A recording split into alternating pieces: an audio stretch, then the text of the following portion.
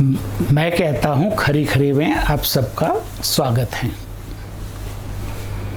Divine Mahakal की ओर से, प्रज्ञा महाअवतार बाबा जी की ओर से, गुरु माँ की ओर से और मेरी ओर से आप सबको ढेर सारे आशीर्वाद। सुखी रहो, खुश रहो और आध्यात्मिकता के मार्ग पर चलकर मोक्ष की प्राप्ति करो।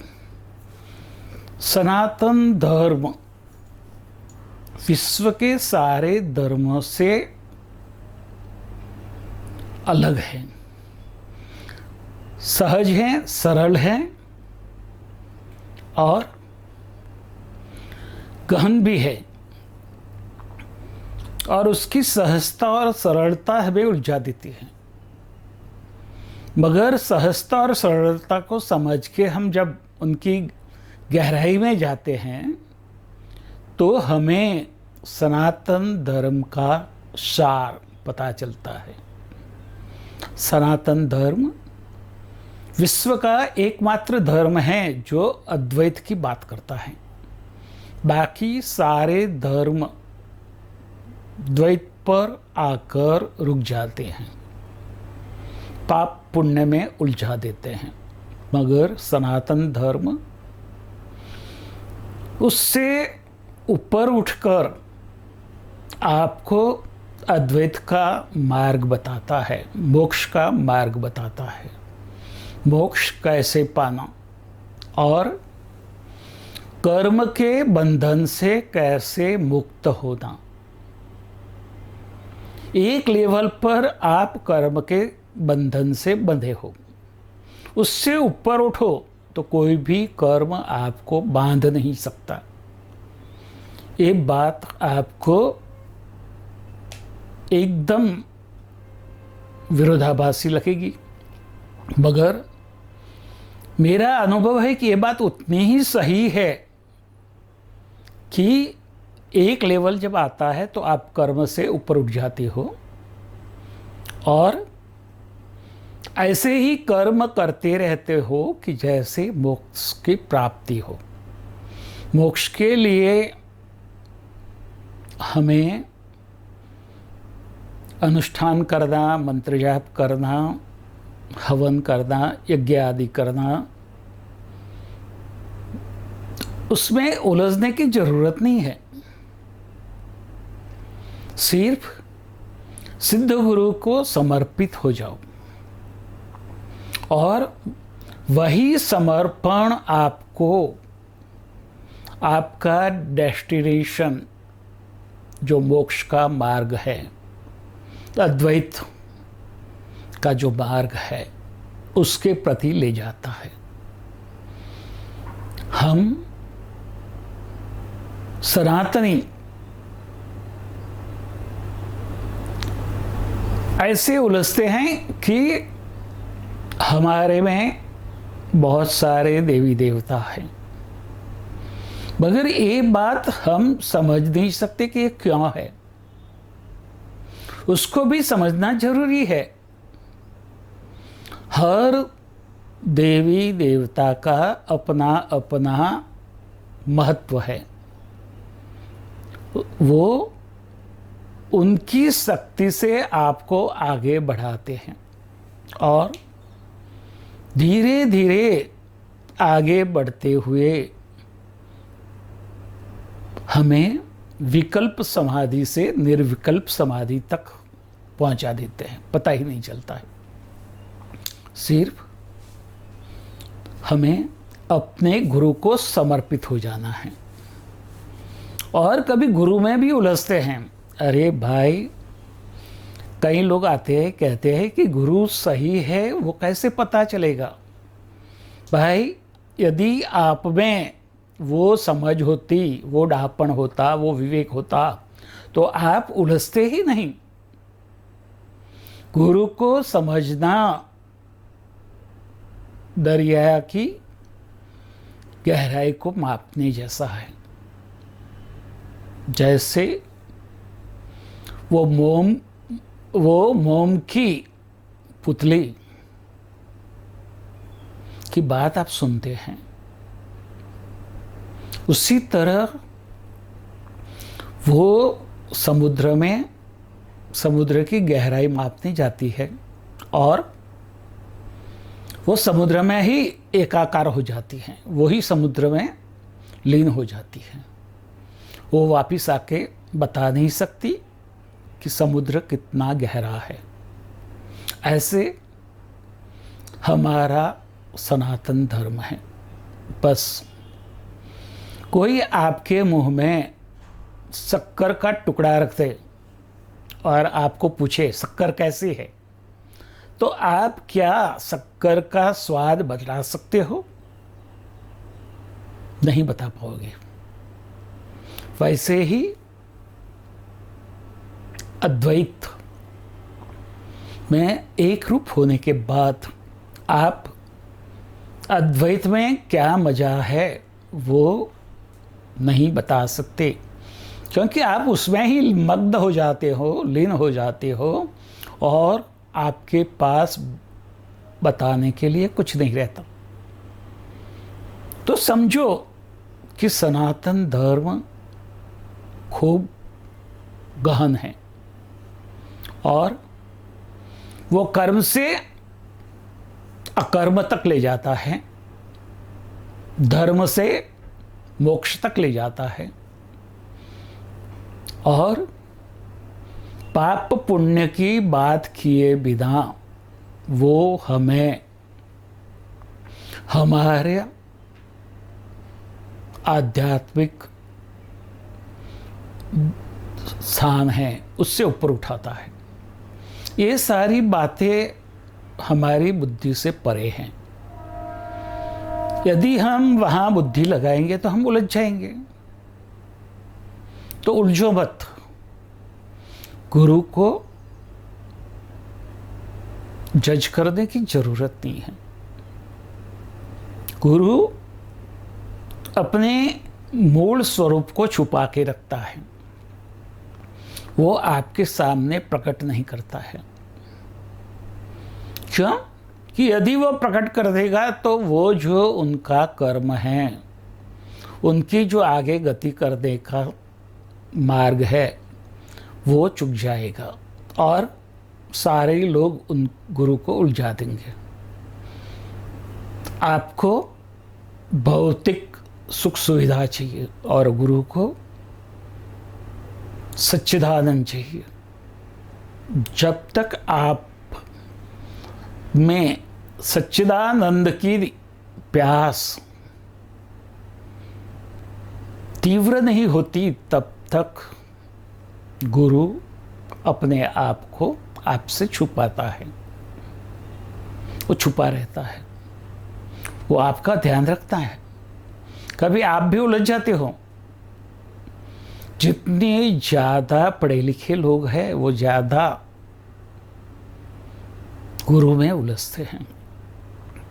गुरु में उलझना नहीं है। उलझे तो गए।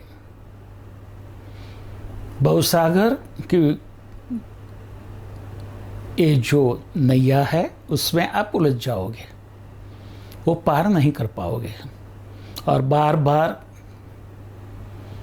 मनुष्य के रूप में आते रहोगे, जाते रहोगे, आगे गति नहीं होगी।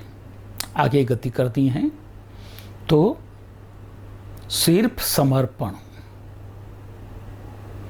कुछ नहीं करना है। न मंत्र जपना है, न अनुष्ठान करना है, न समाधि लगाना है, न यज्ञ आदि करना है। सिर्फ अपने गुरु को समर्पित हो जाओ। गुरु में भी सिद्ध गुरु को समर्पित हो जाओ। आपकी पात्रता है तो सिद्ध गुरु मिलेगा, नहीं तो सदगुरु मिलेगा, गुरु मिलेगा। मगर गुरु में उलझो मत। सनातन धर्म मर्यादा से शुरू होता है और पूर्णता की ओर आगे ले जाता है। राम मर्यादा की बातें करते हैं और श्री कृष्ण पूर्णता की। मर्यादा से आगे बढ़ते हुए पूर्णता की ओर आगे बढ़ना है।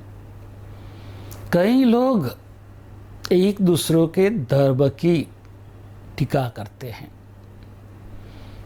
और पूरे देश में आज एक नारा चल रहा है, सर तन से जुदा। अरे वो कोई धर्म ऐसी बात नहीं करता तो समझ लो वो कोई सही धर्म के अनुयायी नहीं है। धर्म जोड़ता है, तोड़ता नहीं है। धर्म जीवदान देता है, मृत्यु नहीं। किसी को मारना सहज है, मगर किसी को जीवदान देना बहुत मुश्किल। सहज मार्ग मत चुनो। हर धर्म में डिवाइन ट्रिनिटी की बात है।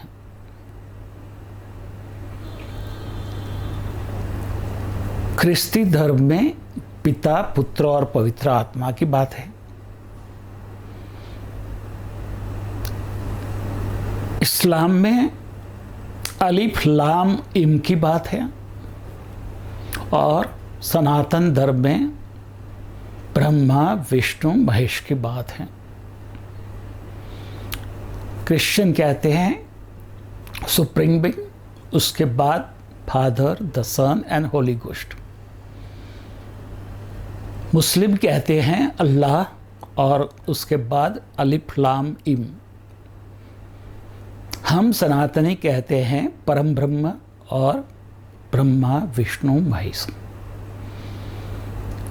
ऐसे ही दूसरे धर्मों की बात आगे हम नहीं करेंगे, क्योंकि सब धर्म अपने अपने तरीके से आपको आपके आत्मा की उन्नति के लिए आगे बढ़ाता है। मुझे काश ये सुन के दुख होता है कि धर्म अपनी आत्मा की उन्नति के लिए है। धर्म किसी को मारने का वजूद नहीं होना चाहिए। कोई जो भी कहे, आखिर तो आप भी कठपुतली हैं, सनातनी भी कठपुतली हैं, पपेट्स हैं, क्रिश्चियन भी पपेट्स हैं और मुस्लिम भी पपेट्स हैं। आप जो भी करते हैं अपनी इच्छा से नहीं करते, आपको कोई चला रहा है। कौन चला रहा है उसको खोजो और उसके हिसाब से सही मार्ग पर चलो। आज एक बात समझनी जरूरी है कि आज भारत में बोलते हैं कि मुस्लिम सलामत नहीं है। पूरे विश्व में सबसे ज़्यादा सलामत मुस्लिम भारत में हैं, मगर जो मुस्लिम आबादी है उसमें 5% भी नहीं ऐसे लोग हैं जो दूसरे धर्म का विरोध करते हैं। दूसरे धर्म के विरोध से आपको कुछ नहीं मिलेगा। मुगलों ने आक्रमण किया, हिंदुओं के मंदिर तोड़े, उसके ऊपर मस्जिद बनाई। वो संपूर्ण गलत था। यदि हमारे मुस्लिम भाई ये बात समझे तो उनको ये समझना चाहिए कि आज हम जो मस्जिद में नमाज पढ़ रहे हैं वहाँ पहले हिंदुओं के देवी देवता विराजित थे, प्रतिष्ठित थे। उनको समझकर ही ऐसे स्थान हिंदुओं को सुपुर्द कर देना चाहिए। मगर हमारा राजकारण सारे धर्मों के बीच में हिमालय की तरह अडिखम खड़े हो जाते हैं और एक दूसरे को एक दूसरे के सामने गिरते हैं और लड़ाते हैं और खुनामर की होती है। कोई धर्म खून खराबा करने की बात नहीं करता। कई ऐसी बातें सारे धर्म में हैं जो शायद हमें मंजूर न हो, मगर उसको छोड़ के उसमें जो अच्छाई है वो हमें स्वीकारनी चाहिए। वो अच्छाई समझकर स्वीकार करना है।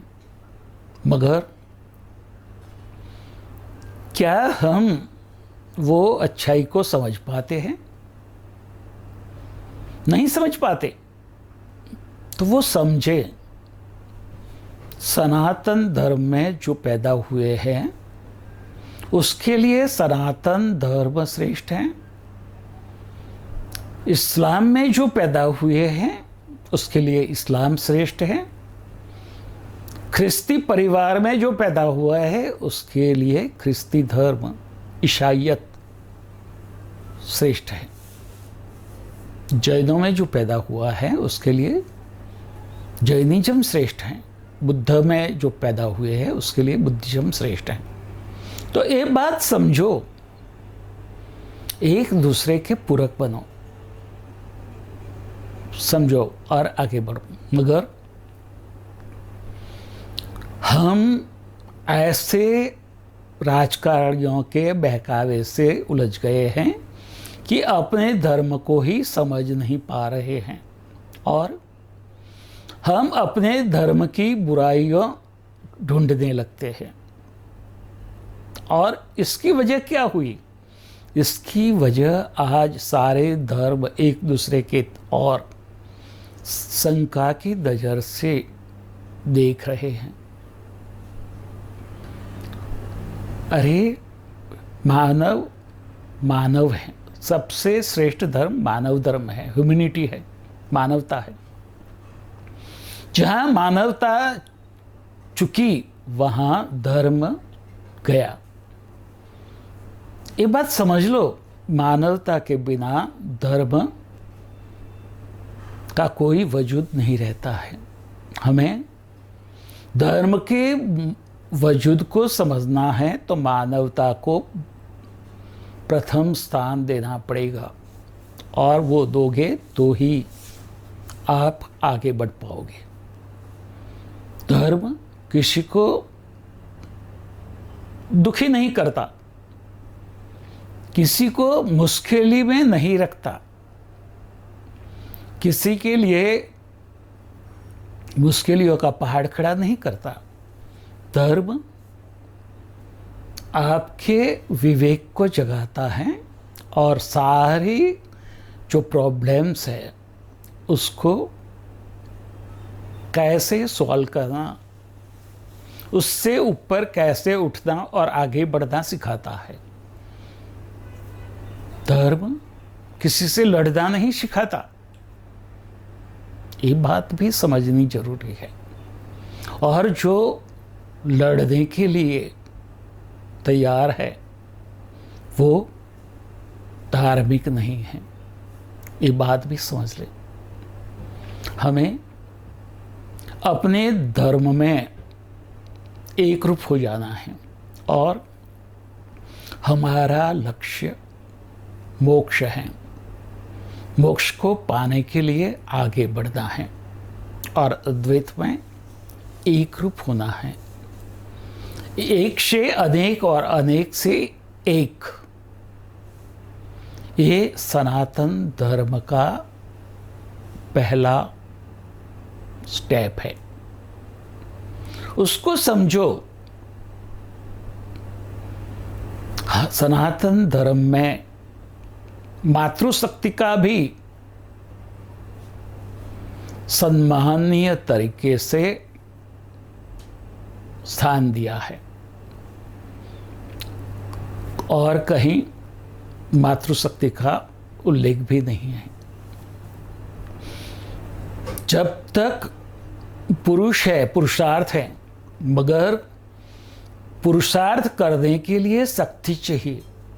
वो शक्ति आपको जगदम्बा से मिलती हैं, मातृशक्ति से मिलती है, और सनातन धर्म के सिवा पुरुषार्थ और शक्ति का स्थान साथ में कहीं नहीं है। अकेला पुरुषार्थ कुछ नहीं कर सकता। और देखो कि जहां पुरुष और शक्ति, पुरुषार्थ और शक्ति का समन्वय है, वहां सहजता से आप अपने जीवन में सुख, शांति और समृद्धि पा सकते हैं। तो पुरुष और प्रकृति, पुरुष और शक्ति, पुरुषार्थ और शक्ति, वो दोनों का महत्व समझें और अपने जीवन में दोनों का स्थान सबसे ऊपर रखें। पुरुष के पास पुरुषार्थ है और स्त्री के पास शक्ति है। शक्ति के बिना शिव अधूरे हैं। ऐसे स्त्री के बिना पुरुष अधूरा है। पूर्णता दोनों के समन्वय से होती है। दोनों का समन्वय करो, पुरुषार्थ करो, सफल हो जाओ और मोक्ष के मार्ग पर आगे बढ़ो। तथास्तु, तथास्तु, तथास्तु।